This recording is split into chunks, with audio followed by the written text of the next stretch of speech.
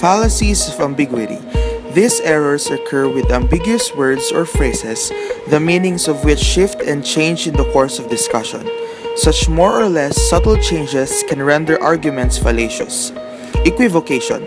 Using a word in a different way than the author used it in the original premise, or changing definitions halfway through a discussion. When we use the same word or phrase in a different senses within one line of argument, we commit the fallacy of equivocation. Consider this example that Plato says, "The end of a thing is its perfection. I say that death is the end of life. Hence, death is the perfection of life." Here the word end means goal in Plato's usage, but it means last event in the author's second usage. Clearly, the speaker is twisting Plato's meaning of the word to draw a very different conclusion. The slippery slope is a fallacy in which a person asserts that some event must inevitably follow from another without any argument for the inevitability of the event in question. My example is Axe Perfume Dark Temptation because it talks about how you get frustrated to expect and try the step-by-step process but end up in undesirable experience. It also can be formed in both positive and negative arguments about a specific actions. Cherry-picking, suppressing evidence, or the fallacy of incomplete evidence is the act of pointing to individual cases or data that seem to confirm a particular position while ignoring a significant portion of related cases or data that may contradict that position. It is a kind of fallacy of selective attention, the most common example of which is the confirmation bias. Cherry-picking may be committed intentionally or unintentionally. This fallacy is a major problem in public debate. Argumentum ad baculum, Latin for argument to the credial or appeal to the stick, also known as appeal to force, is an argument where force, coercion, or the threat of force is given as a justification. It is a specific case of the negative form of an argument to the consequences. You know, Alice, if you want to get ahead in this business, you need to make friends with the right people. I do. And who exactly would the right people be? It all starts with knowing me and doing things for me so that I can do things for you. What kind of things? Let's just call them favors. You do me favors outside of work where we can be alone, and I'll be sure to return the favors with a promotion to a better job and a better salary. Look, John. I'm not sure who you think you're talking to, but I don't do things like that. I'm sorry to hear that, Alice. Well, you know, when you don't do favors for others, bad things can happen too, like losing your job altogether. John, that is not only a threat but also a fallacy. It's called a baculum, and it occurs when an appeal is made to force, threat, or to create undesirable consequences in order to coerce acceptance of a conclusion. Sorry, bud, but that doesn't work with me. Now, let's see where we can locate your boss and find out what else can be done about this. The ad baculum derives its strength from an appeal to human timidity or fear and is a fallacy when the appeal is not logically related to the claim being made.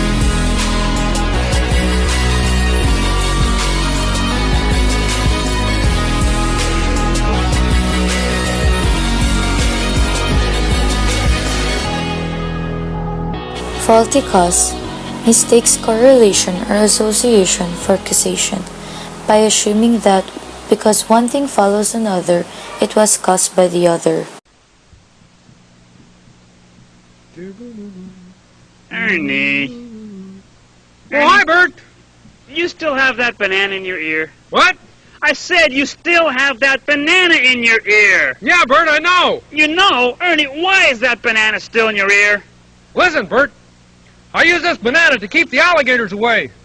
Alligators? Ernie, there are no alligators on Sesame Street. Right! It's doing a good job, isn't it, Bert?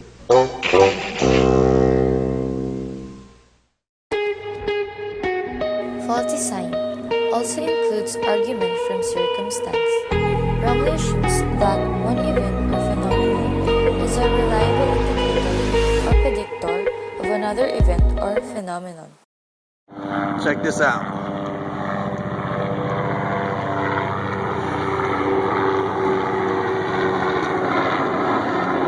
Look at that. Look at this fake helicopter. Look how fake that is. See it? It's so fake.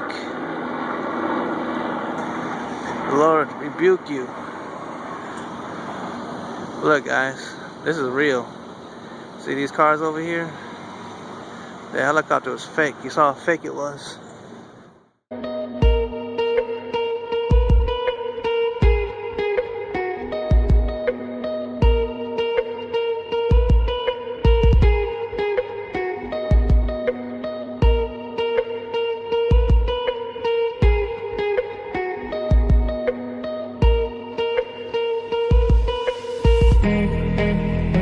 Skandal, she knows that she is a public official. Nag-iskandalo na yan sa doon sa human rights. Nag-iskandalo na siya dyan sa Justice Department. Anong spare the family? Pagka nasa public office ka, Dilima, your life is an open book. She is an immoral person. You wait, so may tatlong record pa. Ilabay ko, pasok ko muna yung isa. So you do have the goods on her? Yes, I have. I have already have. Pero, killing me softly. Very song, killing me softly. Sex videos of Senator Laila de Lima. Our President, Mr. Rodrigo Duterte, should not give about a woman's sex life or her sex tapes. It is below the belt or against her rights as a woman, which pertaining to the case of illegal drugs, they must file a case, send her to jail if proven guilty. Why does he harassing the woman based on her sexuality? As we all know, he gave away her phone number in public, then he want to show her alleged sex tape for everyone to see. The Congress must see enough evidence to file a case against the senator without harassing the woman or just showing the sex tape for everyone to see. Yet, majority of people are just accepting everything. They think that everything came from Duterte was all true because they really believe in Duterte.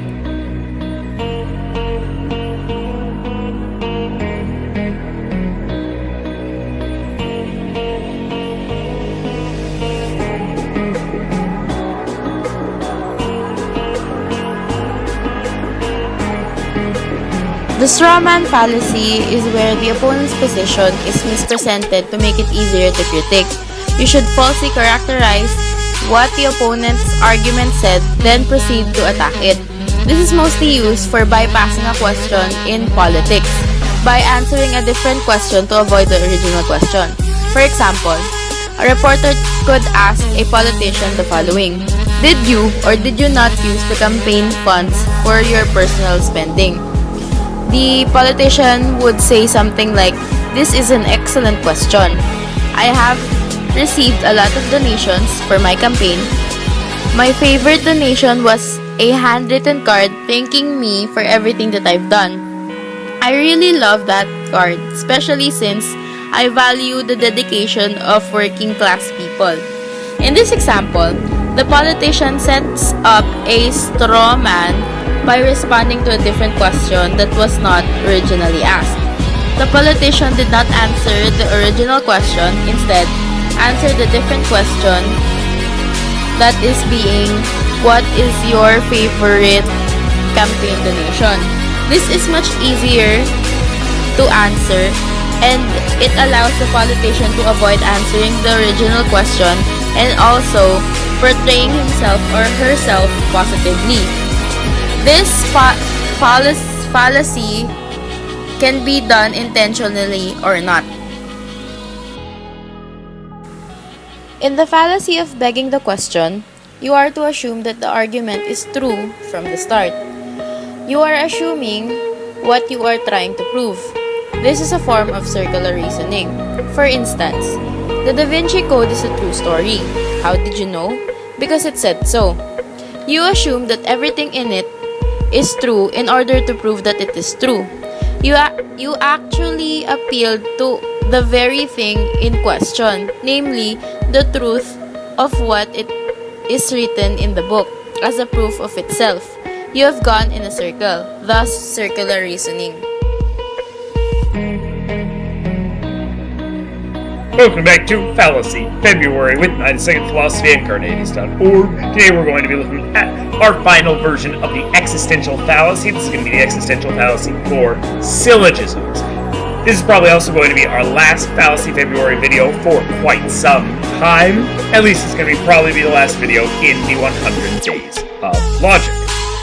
So, the existential fallacy for syllogisms is going to be a fallacy for rule number 5 of categorical syllogisms. That is going to be, if both premises are universal, the conclusion cannot be particular. Remember that rule 5 only really applies to Boole. The Boolean version of this existential fallacy is going to be whenever rule 5 is broken. However, the Aristotelian version is going to be when rule 5 is broken and the critical term in that syllogism does not exist. We remember critical term means the term that's superfluously distributed. In this first example, S is the critical term, and in the other example, M is the critical term. If you want more information on this, check out my video on Rule 5. Now let's take a look at some examples. So figure 1AAI, all tubas are brass instruments. All brass instruments are musical instruments. Therefore, some tubas are musical instruments. The red terms are the terms that are distributed. It's going to commit the existential fallacy for Boole because I is a particular statement and both of our A's are universal. However, because tubas exist and tubas is the superfluously distributed critical term, it's going to be valid for Aristotle. Figure 2EAO, on the other hand, no gorillas or lizards, all dragons are lizards, therefore some dragons are not gorillas, is going to commit the existential fallacy for Boole because O is particular and E and A are going to be universal. However, it's also going to commit the existential fallacy for Aristotle. Why? Because dragons is going to be our critical term because it's not the middle term, so it doesn't need to be distributed, and it's not distributed in the conclusion. It's going to be superfluously distributed, it doesn't exist, so it's going to commit the existential fallacy for Aristotle as well.